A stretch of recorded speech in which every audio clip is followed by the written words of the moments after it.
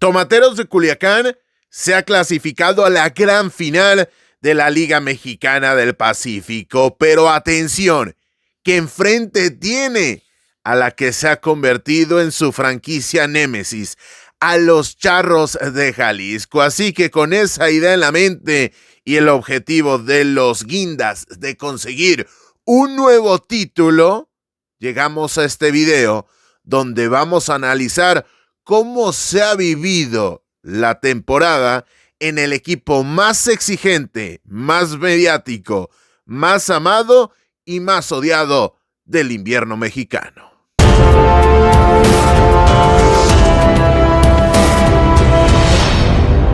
Hola, ¿qué tal? Bienvenidos a este nuevo video de Diamante Mexicano, tu proyecto de confianza para hablar y analizar lo que ocurre alrededor del rey de los deportes. Y en este caso, en este segundo video, vamos a analizar cómo se ha vivido la temporada con los Tomateros de Culiacán, el vigente subcampeón de la Liga Mexicana del Pacífico, que en este caso va a buscar enfrentando a quien le quitó la posibilidad de ser campeón, ya no solamente en la temporada 2024-2025, sino también en la temporada 2021-2022, sacarse esa espina y emparejar lo que es la pizarra histórica entre estas dos franquicias de series finales de la Liga Invernal. Y es que hay que recordar que en la primera temporada de estos Charros de Jalisco de invierno, es decir, en la ya lejana temporada 2014-2015,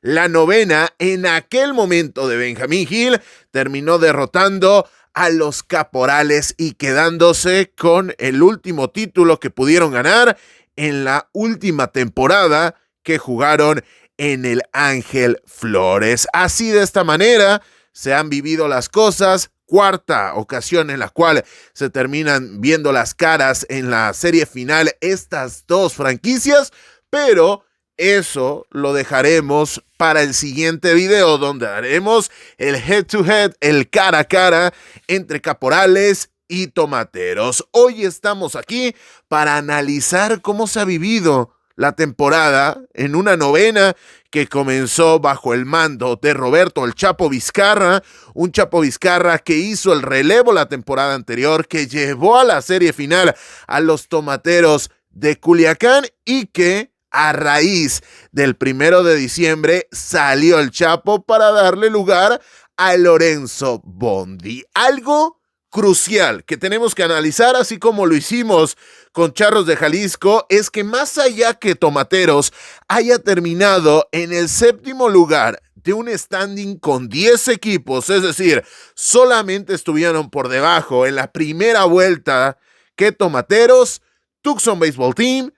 Venados de Mazatlán y los Algodoneros de Guasave. Pero, al igual que la novena jalisciense, los de la capital de Sinaloa se topan con una cierta injusticia, porque es mucho más dramático el peldaño donde terminan que el cómputo global entre victorias y derrotas. Porque si bien es cierto, el séptimo lugar suena estridente y suena inclusive dramático para el vigente subcampeón, hay que darnos cuenta que del primero, Yaquis de Ciudad Obregón, al número 7, en este caso, Tomateros de Culiacán, la distancia fue de 4 victorias solamente. Esto es contradictorio cuando te das cuenta que con respecto al posicionamiento del séptimo, Tomateros, y el octavo, Tucson Baseball Team, ahí la distancia fue de 5 triunfos. Es decir, del 1 al 7 había menos distancia que del 7 al 8, con lo cual la novena de Tomateros tuvo que remar contracorriente y en la segunda vuelta terminar como líder para poderse quedar, en este caso, en la tabla general de puntos con el cuarto lugar por debajo. Eso sí, igualado en cantidad de victorias y derrotas, pero por debajo en el standing de puntos de equipos como Jaguares de Nayarit, como Yaquis de Ciudad Obregón, como Naranjeros de Hermosillo y por supuesto en ese cuarto lugar la novena de Lorenzo Bondi. Pero este cambio no solamente se termina dando al azar, y es que el 1 de diciembre el Chapo Vizcarra dejó a los tomateros con unos números que tampoco eran desastrosos, pero no estaban a la altura de la exigencia de la novena guinda. 21 victorias contra 20 descalabros, y en aquel momento se terminó convirtiendo en el quinto manager en perder su trabajo en esta temporada, tal cual, y yo sé que no les va a encantar la referencia, pero tal cual como lo vimos en el verano, donde era muy peligroso ser manager de uno de los equipos porque era muy probable que terminaras sin trabajo por la volatilidad del rol. En este caso, el Chapo Vizcarra en aquella oportunidad se unió a Oscar Robles, quien salió de Mexicali, a Juan José Pacho, que dejó a los Venados de Mazatlán, a José Moreno, que dejó a los Algodoneros de Guasave, y a Willy Romero, que en aquel momento había dejado al Tucson Baseball Team. Y para tratar de conseguir el resurgimiento, Tomateros fue por un nombre fuerte, un nombre potente, el vigente bicampeón, ni más ni menos, de la Liga Mexicana de Béisbol, Lorenzo Bondi, que por cierto busca convertirse en el primer manager en la historia del béisbol de invierno, en este caso de la Liga Mexicana del Pacífico, en ganar con 4 equipos distintos el título de campeón. Pero más allá de esa cuestión que, insisto, vamos a ahondar aún más en la previa de la serie final, yo estoy aquí para hablar de cómo se vivió la temporada. Y es que la segunda vuelta de Tomateros terminó siendo más que un resurgimiento, porque la novena guinda termina la campaña, en este caso, después de la segunda vuelta, con 22 victorias y solamente 11 derrotas. Hay que tomar en cuenta que en esas 11 derrotas estuvo una barrida en contra de los Charros de Jalisco en Zapopan. Es decir, si sacamos de la conversación, que simplemente esto lo hacemos como un ejemplo comunicativo, la novena de Lorenzo Bondi, el manager estadounidense, iba a decir el Chapo Vizcarra, no, pero el Chapo Vizcarra ya se había ido,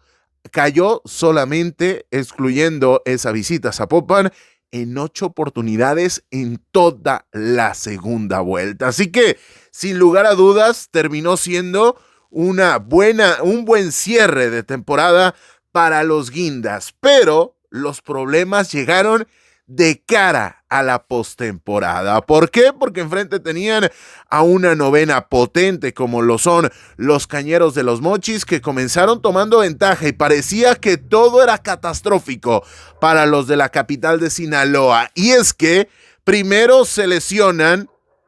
JP Martínez, que había sido un pelotero importantísimo a lo largo de la temporada, que había sido uno de los rasgos identitarios de este buen momento de los Tomateros, porque si pudiéramos resumir, o si tuviéramos que resumir a grandes rasgos cómo se vivió la temporada, o cómo definiríamos la temporada de Tomateros de Culiacán, tendríamos que decir que fue una ofensiva potente, pero que en este caso los abridores terminaron batallando y terminaron sufriendo para poder conseguir cosas interesantes. Todo lo contrario con Charros de Jalisco en el aspecto de los lanzadores, porque Charros tuvo a lanzadores abridores sólidos y las dudas se generaron a raíz del relevo. En este caso, si los inicialistas, los que hacían la apertura, sobrevivían, el relevo sostenía la pizarra y se convertía en una sólida rotación en el bullpen para los Tomateros de Culiacán. Pero en ese aspecto, y retomando la idea del ofensivo, la novena de Lorenzo Bondi había cimentado, número 1, en JP Martínez y número 2, en Dwight Smith Jr., su poderío ofensivo. ¿Cuál fue el problema? Que en la primera serie se terminaron lesionando los dos. El cubano y el estadounidense no van más, y con ese escenario Y ojo, que había un momento en la serie contra Cañeros de los Mochis donde el único que había sido capaz de ganar un juego para Culiacán había sido Manny Barreda, y él ya había sido utilizado en 2 oportunidades. Es decir, ya no lo podía utilizar Lorenzo Bondi en la rotación de abridores. Y en ese punto y con esa atenuante, supo responder, supo caminar sobre la cornisa y supo clasificarse la novena guinda. Y ahí se cimentó la clasificación a la final, porque no le quiero faltar el respeto a Algodoneros de Guasave, pero la verdadera prueba para Tomateros fue sin lugar a dudas Cañeros. ¿Por qué? Porque Algodoneros, que venía de avanzar con cierta solvencia contra Jaguares de Nayarit entre la lesión y la baja forma con la cual terminó la postemporada Leo Eras, no le terminó alcanzando para mucho más. Prueba fidedigna de lo que estoy diciendo, bueno, es que de los refuerzos todos voltearon a ver a Águilas de Mexicali. Quizá podríamos hacer un slash y agregar a Naranjeros de Hermosillo por Willy Calhoun, pero de los 4 refuerzos que fueron tomados, de los cuales solamente podía reportar uno por equipo, estoy hablando de Jesús Cruz, de David Reyes por Charros de Jalisco, por Esteban Florial y Willy Calhoun. Los 4 provenían del rival de la novena jalisciense en semifinales. Es decir, nadie volteó a ver ningún pelotero de Algodoneros de Guasave para reforzarse de cara a la final. Así que en caballo de Hacienda y por la puerta grande se ha metido en la gran final la novena de Lorenzo Bondi. Pero, ojo, que también, más allá de resumir este camino, tenemos que mencionar en especial, creo que 2, inclusive 3 individualidades en roles totalmente distintos. Número 1, Manny Barreda, que está intratable en esta postemporada. Número 2, tenemos que señalar sí o sí el trabajo de Joey Meneses, que lo vamos a desglosar un poco más en la previa, pero también tenemos que mencionar Anthony Gose, que está en plan grande, que va a ser refuerzo, por cierto, de los Leones de Yucatán de cara al verano, pero que se ha convertido en el mejor cerrador para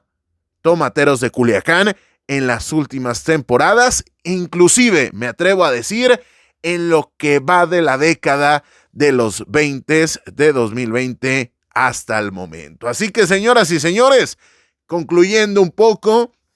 sin lugar a dudas, la expertise, la experiencia como franquicia de Tomateros de Culiacán va a ser un durísimo rival para Charros de Jalisco, así como tampoco podríamos considerar que es una grandísima sorpresa que el campeón se convierta en bicampeón. Tampoco podríamos considerar ni por un momento como sorpresa que el subcampeón tome el lugar del monarca de la Liga Mexicana del Pacífico. 2 grandes novenas que estaremos analizando en el próximo video. No me resta más que agradecerte el favor de tu atención. Yo soy Carlos Alberto Valdés, quien te saluda a la distancia y que te dice que nos vemos en el próximo video, porque aquí en el Diamante Mexicano analizamos precisamente lo que ocurre con el rey de los deportes. Saludos a la distancia y hasta la próxima.